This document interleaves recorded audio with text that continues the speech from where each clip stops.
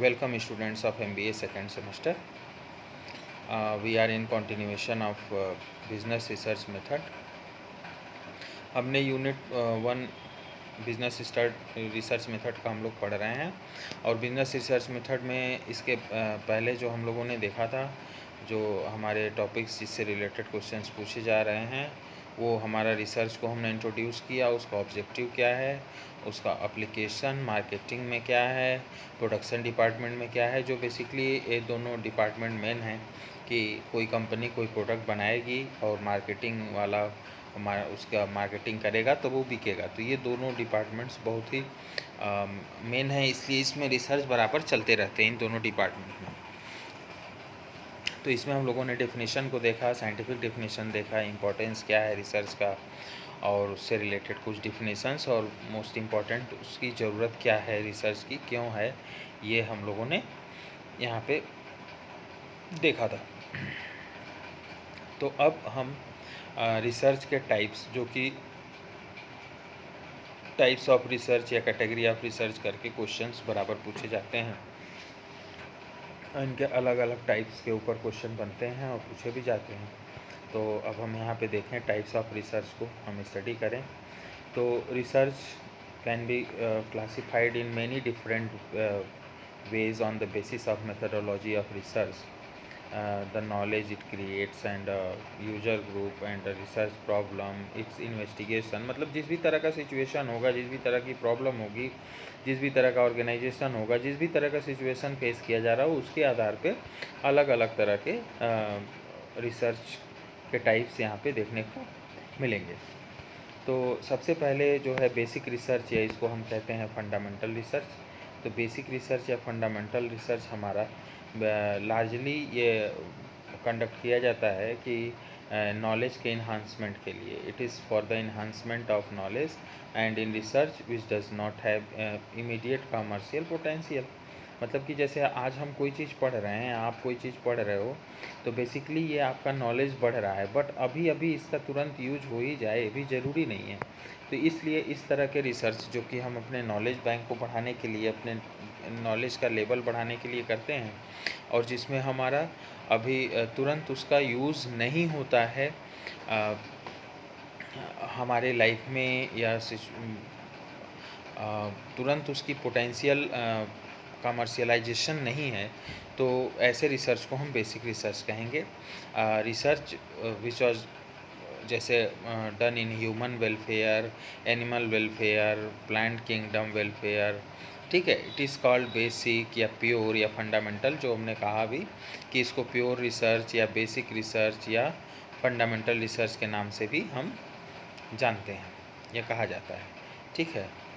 तो और जो मेन इसका जो पर्पज़ होता है, या मेन हम कह सकते हैं कि मोटिवेशन इस रिसर्च करने के पीछे जो मेन उद्देश्य या जो मेन प्रेरणा है वो क्या है, वो ये है कि एक्सपेंड द ह्यूमंस नॉलेज, मतलब कि लोगों की नॉलेज को बढ़ाने के लिए, ठीक है। कुछ नया इन्वेंट करना नहीं, कुछ नया क्रिएट करना नहीं, ये इसका मकसद नहीं होता है कि हम कुछ नई चीज़ें इन्वेंट करें। इस रिसर्च में सिर्फ और सिर्फ जो हमारा जो मेन फोकस होता है, जो मेन मोटिवेशन होता है, जो मेन ऑब्जेक्टिव होता है बेसिक में, वो यही होता है कि हम ह्यूमंस या मैंस के नॉलेज को हम क्या करें, मैन या वीमेंस के नॉलेज को हम इम्प्रूव करें। क्लियर? यानी उस नॉलेज को हम क्या करें, बढ़ाएं। तो बेसिकली ये हमारा बेसिक रिसर्च है। तो I think it should clear to all of you कि what is basic research. Basic research knowledge बढ़ाने के लिए किया जाता है, नॉलेज इन्हांसमेंट के लिए किया जाता है, और इसका पर्पस कुछ भी नया क्रिएशन या कुछ भी नया बनाना या इन्वेंशन नहीं होता है। क्लियर? ये हमारा बेसिक रिसर्च होता है, सिर्फ और सिर्फ ज्ञान को बढ़ाने के लिए, नॉलेज को बढ़ाने के लिए। दूसरा टाइप है हमारा अप्लाइड रिसर्च। अप्लाइड रिसर्च क्या होता है?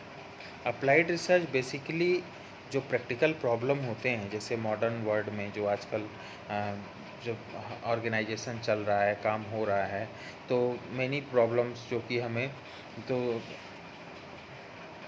फेस करने होते हैं, तो उन प्रॉब्लम्स का सॉल्यूशन के लिए जब हम रिसर्च करेंगे तो हम देखेंगे कि इस तरह के रिसर्च से जो सॉल्यूशन हम पाएंगे उस सॉल्यूशन का हमें एप्लीकेशन भी इमीडिएट बेसिस पे हमें करना होगा, यानी अप्लाई करना होगा। यानी जो भी हम रिसर्च से कंक्लूजन पाएंगे उसको तुरंत हम जिस भी प्रॉब्लम के लिए कर रहे होंगे उस प्रॉब्लम के लिए हम इसको अप्लाई करेंगे। ठीक है, इसमें हम बेसिकली प्रैक्टिकल प्रॉब्लम पे रिसर्च करते हैं और सॉल्व करते हैं और उसको अप्लाई करते हैं।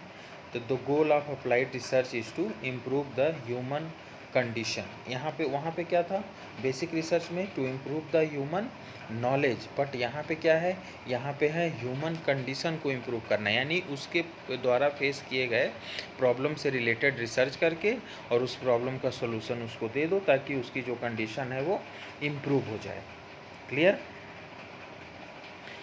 It focuses on analyse and solving social and real life problem. वही अब बात हम लोग कर रहे थे कि इसका जो फोकस होता है वो सोशल और रियल लाइफ के प्रॉब्लम पे होता है। This research is generally conducted on large scale basis. It is expensive, होगा ही होगा एक्सपेंसिव, क्योंकि हम इसका एप्लीकेशन करेंगे और जो भी प्रॉब्लम्स सोसाइटी में हो रही है हम उसके ऊपर रिसर्च करेंगे। जैसे आज के डेट में सबसे बड़ी प्रॉब्लम क्या है, कोविड है, उससे रिलेटेड उसने बहुत सारे प्रॉब्लम्स को क्रिएट कर दिया है कोविड ने, जैसे कि एम्प्लॉयमेंट प्रॉब्लम, आप लोगों का स्टडी प्रॉब्लम। तो इससे रिलेटेड हम रिसर्च जैसे हमने किया कि जैसे स्कूल बंद हो गए, आप लोग गैदरिंग बंद हो गई, तो फिर कैसे पढ़ाई हो, तो उसके लिए तुरंत रिसर्च में ये बात सामने आई कि हम डिजिटल मीडिया के थ्रू या तमाम तरह के एप्लीकेशन बनाए गए जिससे कि हम लेक्चर वीडियो रिकॉर्ड करके या ऑनलाइन कनेक्ट हो करके वन टू मेनी कनेक्शन हो जाए ऑनलाइन और उसमें एक साथ बहुत सारे लोग पढ़ लें। तो ये हमारे लिए अप्लाइड रिसर्च का एग्जाम्पल है। क्लियर? तो ये जनरली और एक्सपेंसिव होगा क्योंकि हमें सॉल्यूशन फेसिंग प्रॉब्लम पे दे रहे हैं, तो हमें खर्चे भी इसमें लगेंगे। तो it often conducted with the support of some financing agency like government, public cooperation, World Bank, UNICEF, UGC etcetera. मतलब जिस भी फील्ड का रिलेटेड प्रॉब्लम होगा उससे रिलेटेड एजेंसीज़ उसको फंडिंग करेंगी, जैसे गवर्नमेंट हो गया या पब्लिक कोऑपरेटिव हो गया, बैंक हो गया, यूजीसी हो गया, एजुकेशन से रिलेटेड। जैसे यूजीसी ने कहा कि अभी आपकी ऑनलाइन क्लासेस बंद रहेंगी, तो आप लोग कैसे पढ़ेंगे, फिर उसके लिए तो आप क्लासेस ना पढ़ करके आपने ऑनलाइन वीडियो देखिए, वीडियो से समझिए और होमवर्क कीजिए, तो इससे आपकी पढ़ाई बिल्कुल एक भी दिन बंद नहीं रहेगी। ठीक है, तो ये इस तरह से एक अप्लाइड रिसर्च किया गया और ये इस तरह से इसको हम परफॉर्म करके आपकी क्लासेस आप तक पहुंचा रहे हैं। क्लियर? तो बेसिक रिसर्च में बेसिकली केवल सिर्फ और सिर्फ हम क्या कर रहे हैं, हम नॉलेज को बढ़ा रहे हैं। और अप्लाइड रिसर्च में हम क्या कर रहे हैं, अप्लाइड रिसर्च में हम मॉडर्न जो प्रॉब्लम फेसिंग हो रही है उस प्रॉब्लम से रिलेटेड सॉल्यूशन निकाल करके हम उस कंडीशन की, उस सिचुएशन को हम क्या कर रहे हैं, इम्प्रूव कर रहे हैं।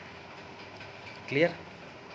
तो ये हमारा दो टाइप का रिसर्च, बेसिक रिसर्च और अप्लाइड रिसर्च देखा।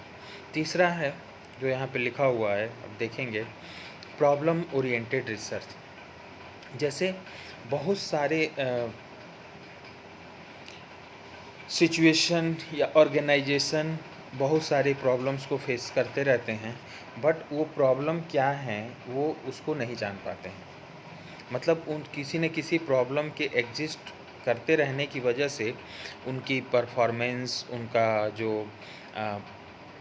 गुडविल है या उनके वर्किंग कंडीशंस हैं वो ख़राब हो रही हैं, but they are not aware about the that problem. तो हम कह सकते हैं कि ऐसे सिचुएशन में हम प्रॉब्लम ओरिएंटेड रिसर्च की तरफ जाते हैं, यानी उस प्रॉब्लम को हम उससे रिलेटेड जितने भी प्रॉब्लम है किसी भी सिचुएशन या कंडीशन या वर्किंग कल्चर या वर्किंग कंडीशन से रिलेटेड किसी भी कंपनी में, ऑर्गेनाइजेशन में जितने भी तरह के प्रॉब्लम हैं हम उस प्रॉब्लम को स्टडी करेंगे, तो प्रॉब्लम ओरिएंटेड रिसर्च के थ्रू करेंगे।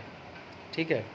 तो research is done by industry, apex body of sorting out problems हम कह सकते हैं, faced by all the companies. जैसे WTO है, WTO world trade organisation does problem oriented research for developing countries in India.